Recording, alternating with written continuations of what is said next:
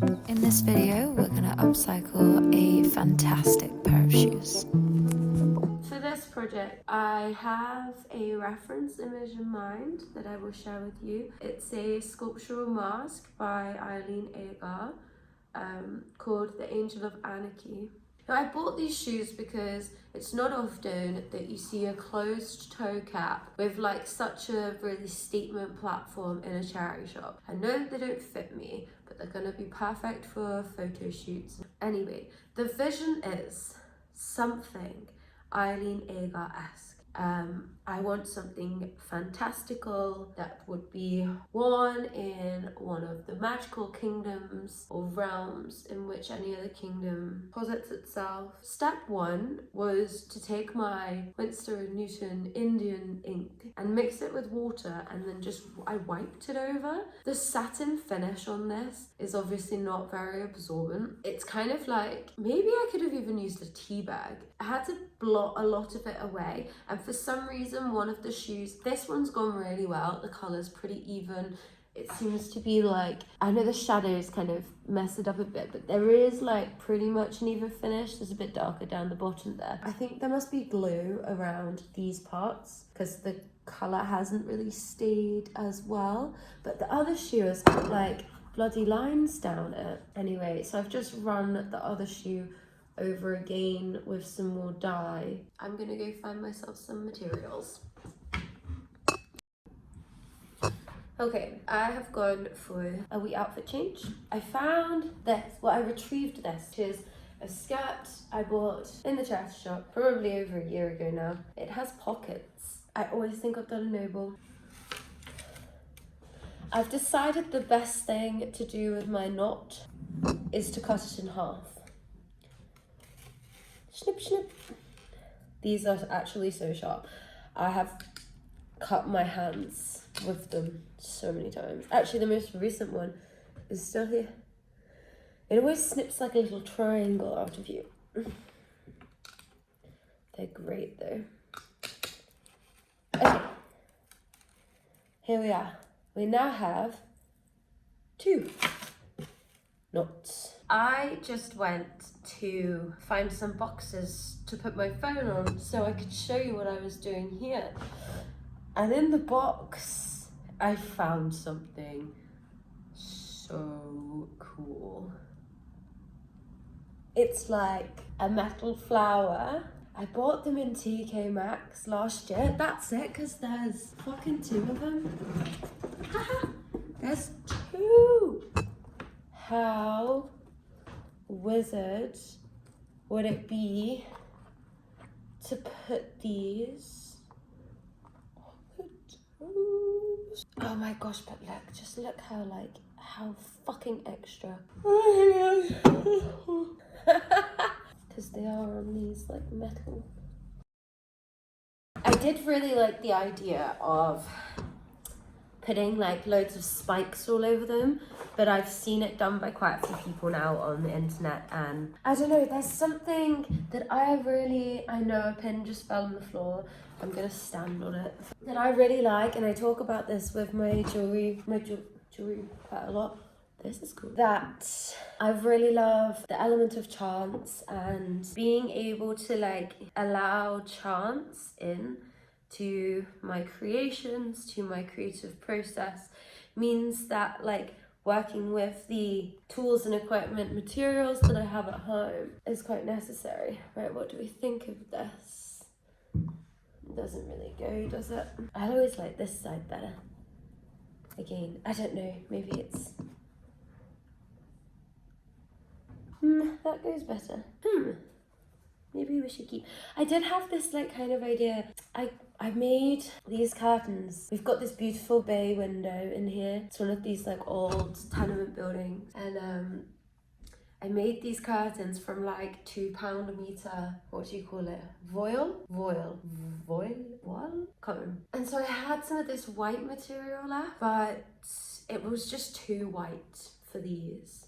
Especially since like, because I've done it, there's marks and colour variations and everything all over. But I did have a thought with the like tools, the voile stuff, I'm just gonna call it voile, but like making like little floral kind of things to go on the toe. I actually like that. That's just like the most ridiculous thing ever. It's like the shoes are rhinoceroses. Wait, what if I've seen people do like that. My dad always laughs at me because I do that. Concentration, please. How do we do it? How do we do it? How do we do it? We need it all to like spin around and keep spinning, keep spinning. Oh, that's so cute. Something like that would look really cool. I love. The sad thing is, I've only got one of these pieces of fabric. Let's try and imagine how small it would look in one half.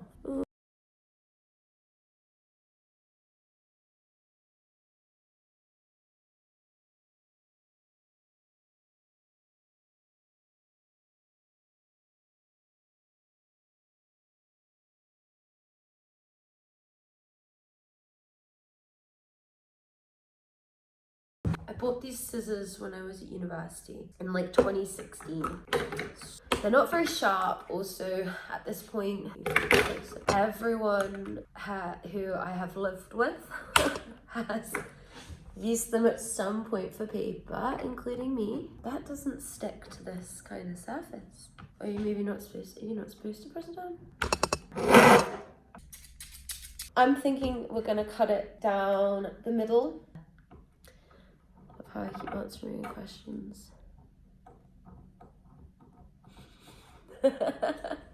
They don't work. The lesson, my friends, is do not try to sharpen your scissors using a knife sharpener. It will not work.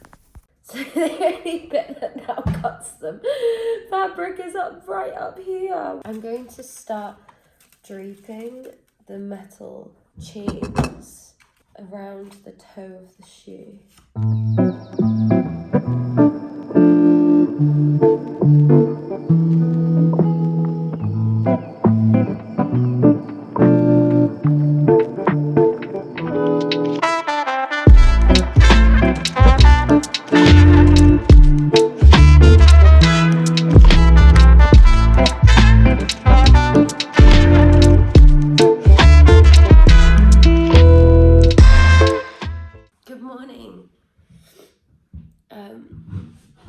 I ran out of time to do this last night. I got distracted actually. That's the honest truth. Anyway, here we are. It's nice and early. It's like 7:30 in the morning. I'm off to the workshop in a bit. I can't seem to thread the needle. There we go. Who knows what is happening? It is gonna fall out. What I've decided to do is to just stitch in this piece of fabric. I'm not too fussed about the stitching because these are the kind of thing that will go on a shelf and they are to be desired and only worn on special occasions in front of the camera. I love that it's so thick. I have to use pliers.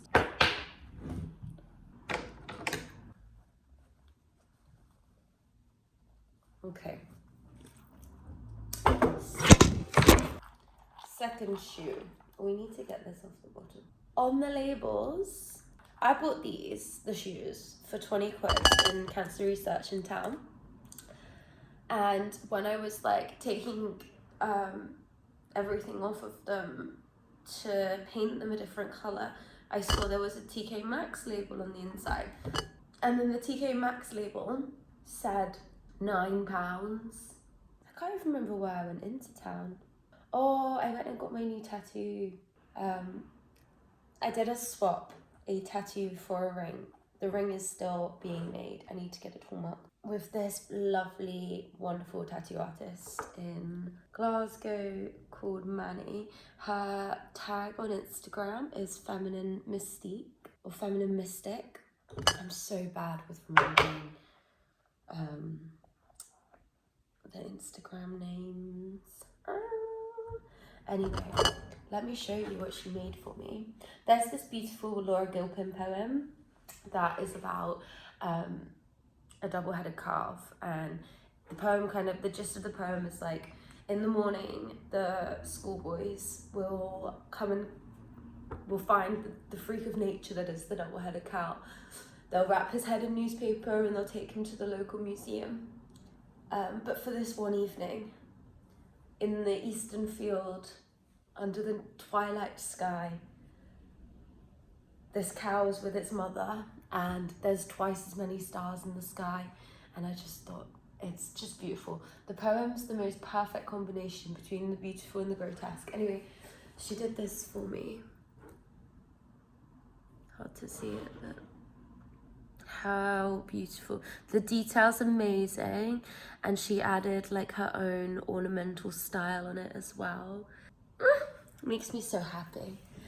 And she's gonna have a really dainty signet ring with a midnight blue sapphire. But what's really cool, right? So her room, like her tattoo studio, is absolutely filled with like these amazing, really quirky prints. A lot of them are like aliens or mythical, magical creatures, but like, you know, abstract creatures, ones you've never ever seen before. Anyway, she was looking through the designs after she did the tattoo for what the ring might be, and she decided she wanted I make this perception ring with this sapphire, and the sapphire kind of looks like an eye, the way it's set in. And she was like, oh, I really like this, but can you turn it horizontal? And I was like, that's perfect, because of everything like she had on her walls, and the like weird and wonderful creatures, and then the horizontal eye, you know, like you get it in sheep and stuff, or sheep and goats. I was like, yes. I love it when creatives buy jewelry and customize it, because everything that's on the website is fully customizable. You know, you can have it made in whatever metal you fancy. You can add gemstones. You just have to get in touch and ask me, and I will honestly facilitate anything.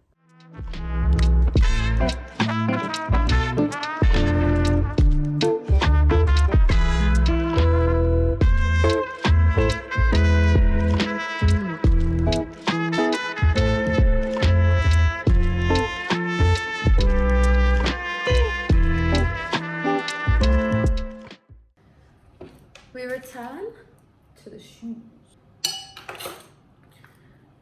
They're basically done.